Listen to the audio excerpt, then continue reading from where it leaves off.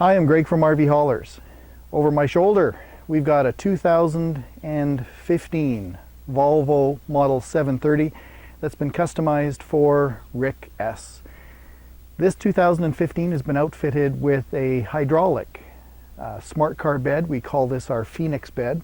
And this video, the intention of this is to show Rick how his truck has come along. We've done our fit and finish, and I want to make sure that we show Rick how it operates, and I'm going to give you a detailed tour around some of the custom things that Rick has asked for in this build. Now, I've mentioned before in earlier videos, everything we do is custom. We need to take a lot of time to speak with our customers, find out how they're going to use it, where they're going to store their things, and what things matter to them. I'd like to show you some of the really cool things that Rick has created and had us implement on his smart car bed. But first of all, I'd like to show you how this hydraulic bed operates. First step is to open up this large door. Just in case you're interested, all of our hydraulics are behind this box. This box cover will come off and you have access to all the electronics. One of the unique things that Rick had us do is we've put in a double control system. So not only do we have our usual remote control, we also have designed this box here. It opens or operates with this large door open, and we've got a wired version for controlling this bed. But I'll use the wireless for this demonstration. Hit the green button to turn it on. Now the bed goes through two kinds of motions. There's a tilt mechanism, and then you'll see what we call the sled comes off on a cable and a track system. I'm going to run just one at a time. What we do is we bring the bed certainly beyond almost to a 45-degree angle. You're going to see it's going to come out past the side of the truck quite a bit.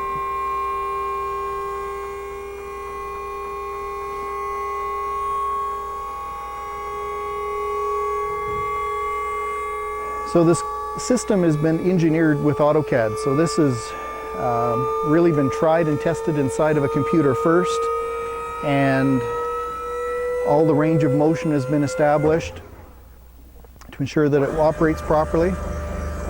This is the second motion that we go through. So a cable mechanism and a motor is allowing it to slide off.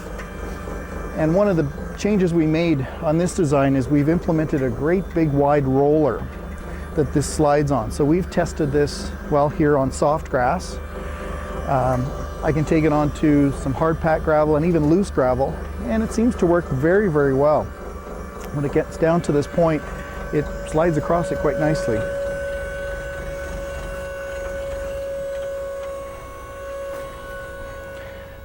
So there are limit switches in all of the positions, so it can't go too far in one way or the other. There's some big toggles that get hit when it gets to its limit or range of motion. And you'll see that I can press the button as much as I want and it won't do anything beyond what's safe. So there's our full range of motion. We've got it down on the ground. What I'll do now is I'll take those rear chocks off and I'll drive the smart car off. I'm going to do the back ones first. They release pretty quickly. You push this bar in and it allows it to free spool and the wheel basket come off. I'll show you on the closer side to you how that works. So we push in that handle, wheel basket comes off. While I'm here, I'm going to take these rear chocks off.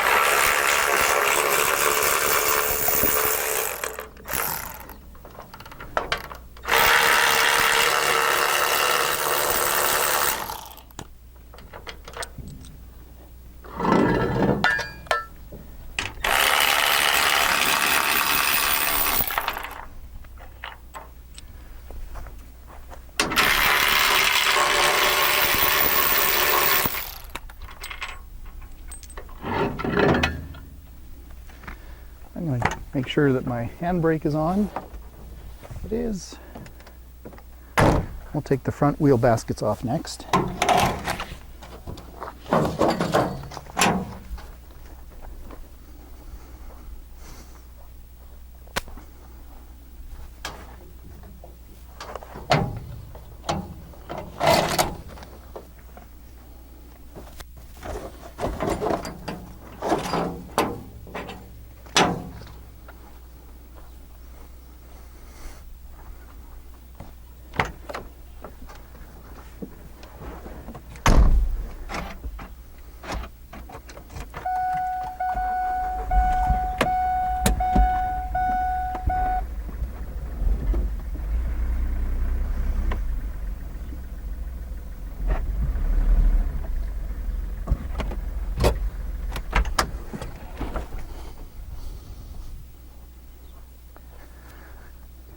One of the next design considerations that we're going to have for this is we've designed some little aluminum ramps that will go in this forward pinhole. They're about 8 inches long, don't need to be painted, of course, they're nice and aluminum. Very short, just to make that front lip a little bit easier to drive up on. But let me show you without the ramps and our gentle angle here. And it's not too hard to get up on.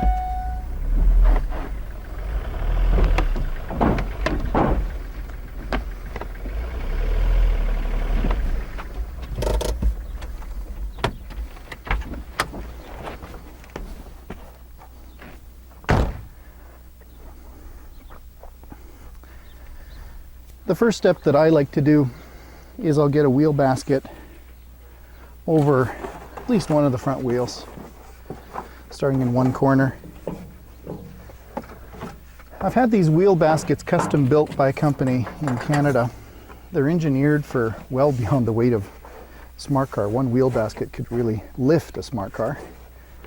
But I've had them custom made so that they'll fit either over the smaller front tire or the larger rear tire, so they're interchangeable. You'll also see that the wheel basket is quite high. The reason is there are brake lines that run down in behind the wheel, and I want to make sure that I'm always up and far away from them.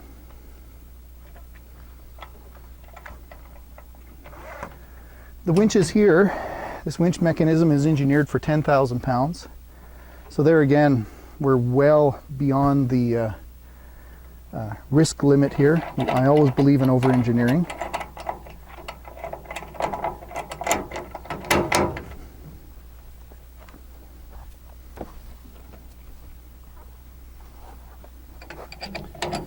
So when you consider the safety factors that we've built in here, one wheel basket and one winch would be more than capable of lifting a smart car vertically. Give that a little bit of a tug, make sure it's tight.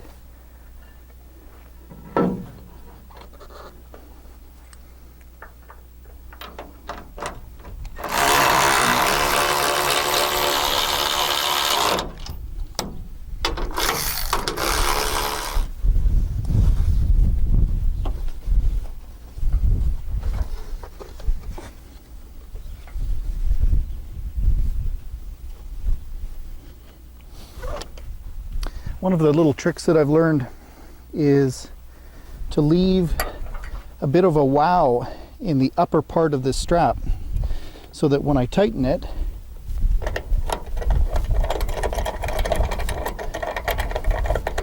the tag end that hangs out here isn't too long, and I don't have any risk of that flapping too much and scratching the side of the truck over a few hundred miles. We've engineered a fair amount of tolerance regarding the positioning of the smart car. You don't have to hit it absolutely straight and square every time. We've got some good slots in these wheel chocks that they'll move fore and aft to accommodate any little bit of crookedness you might have had when you drove your vehicle up.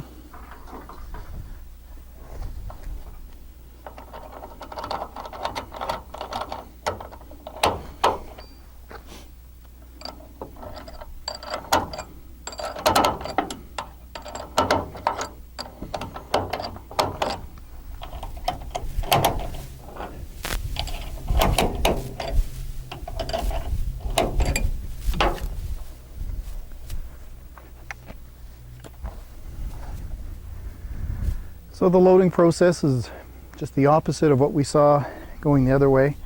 First I'm going to lift the main support arms so that it's almost a straight slide in.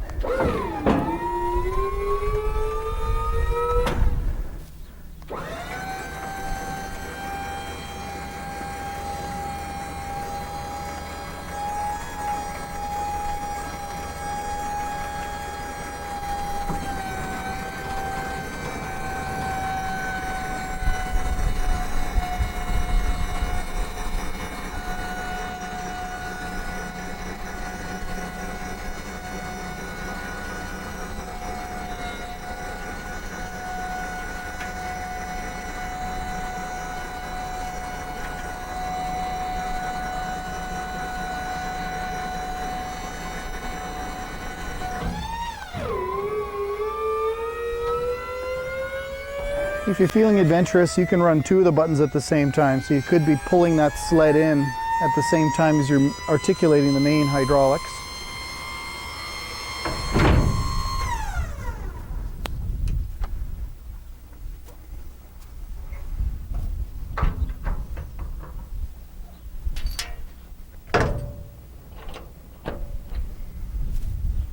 And there you go, there's a smart car loaded.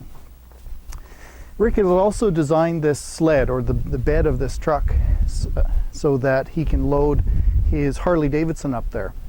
So we've got a wheel chock and a couple positions on the bed predetermined so that he can put drive his Harley up there, strap it down, and load it and unload it this way. What I'd like to do now is show you and Rick, of course, some of the unique things that he requested on his bed build.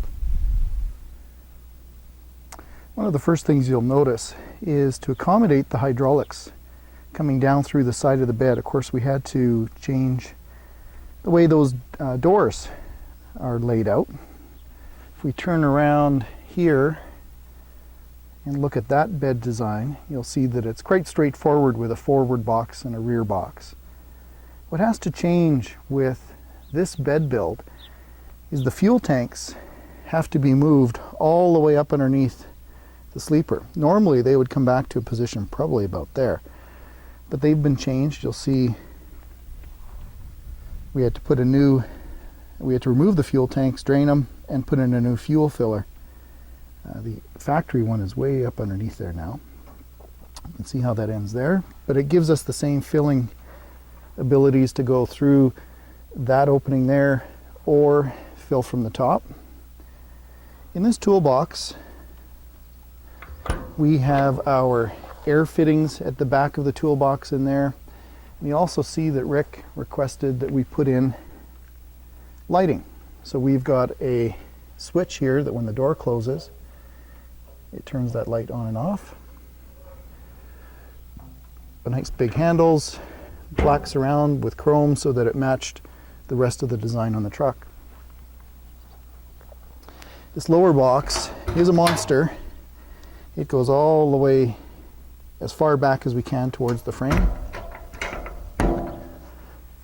Everything we've done is stainless steel, so stainless steel hinges, stainless steel bolts and screws and nuts on the back sides. And if you look up underneath here, there's a mud flap that goes up and underneath to make sure that mud doesn't go that way. And we've got a black mud flap that goes this way too, to protect mud from getting up on top of the toolboxes. A big point of discussion that we had was dealing with the lights. Of course, Rick, when he spec'd his truck, he spec'd it with the factory lights, the really nice amber lights there. And we wanted to continue that design out onto the rest of the bed. So Rick located some lights that he really liked and he sent them our way.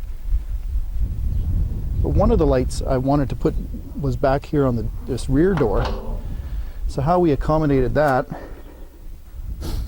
was, again, we have the same switch, some nice P-clips, but we welded a channel across the back to hold that wire in place and keep it as protected as we could. So if something is back here stored inside the box, it doesn't have a chance of wrecking that wire. We've got our normal rear end treatment, so we've got, you know, dovetailing that comes in this way. We've got that angle that goes up on the bed, so we've created some more of a rounded look at the back. And as usual, we've gone with our really heavy class bumper pull. Down below that is gusseted all the way up into the frame. Rick also had we've got a bulkhead connector for his camera connections to his trailer. So he's got 2 cameras that transmit their signal from the trailer through here into the cab. Rick has also got a fairly unique generator setup. So we're able to pass I think that's a 13 amp power plug from his trailer generator to the truck. We also went with not only the standard 7, but we went with a commercial connection as well, so in case he is pulling any kind of commercial vehicle, he's got it. This was a request of Rick's to go with these horizontal LEDs. Sorry, I just forgot to put the chrome strips around the outside there at the shop, but we'll get those put on. Up here is our favorite hitch. That's the ET hitch from Henry Schmidt in Florida. This is an upgraded hitch. Rick's trailer is very, very heavy. This is the 10,000 pound airbag underneath this. So it's engineered for quite the heavy pin load.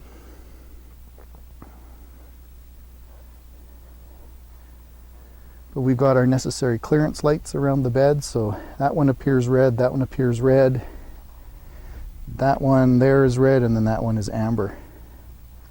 Just a note about the toolboxes on this side, on the passenger side. You'll see that there's two doors.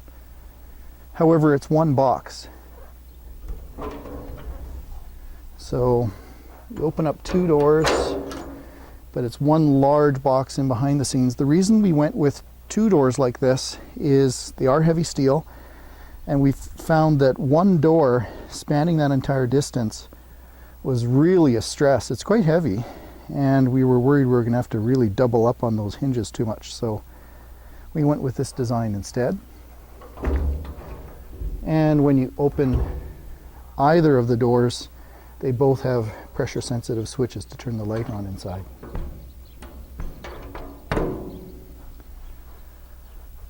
I'm going to show you some of the unique things that Rick has put into his truck. Here on the driver's side, looking in the jockey box, you'll see that from the factory, Rick spec'd a MagnaSine Magnum inverter. Very, very high quality, pure sine wave inverter and a charger. This is the gray water tank for the sink that's inside the sleeper. It presented a little bit of a unique challenge that we had to put our jackalope right up as far forward as we could. We're still able to get that tank, when we loosen the strap off, get the tank out for dumping. And Rick also has back in there, that's the Webasto diesel fired cab heater. At the front of the truck, Rick opted to go with the latest LED headlights.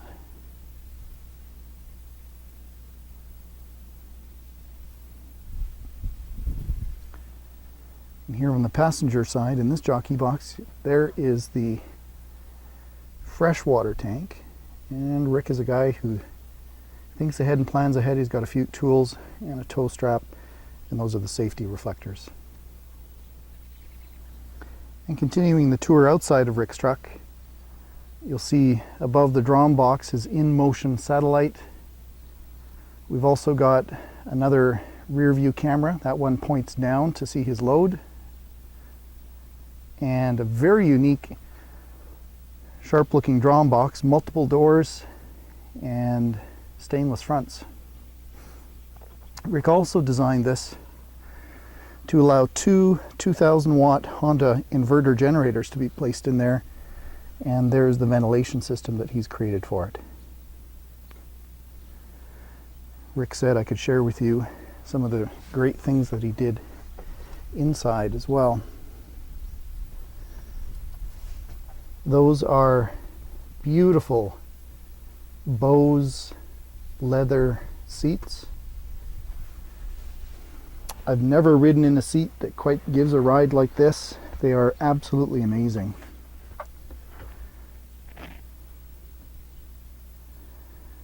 And this is a Volvo Model 730.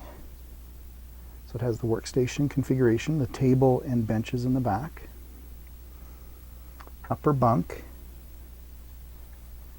Microwave on this side. And this is where the sink is located, in that drawer. Swinging around behind the driver's seat is where he's put his flat panel TV while he's in motion.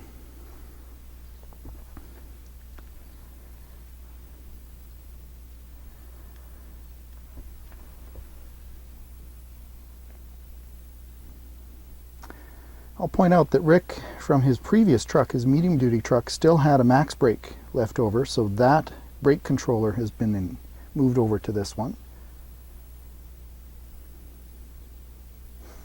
There's his monitor for his cameras.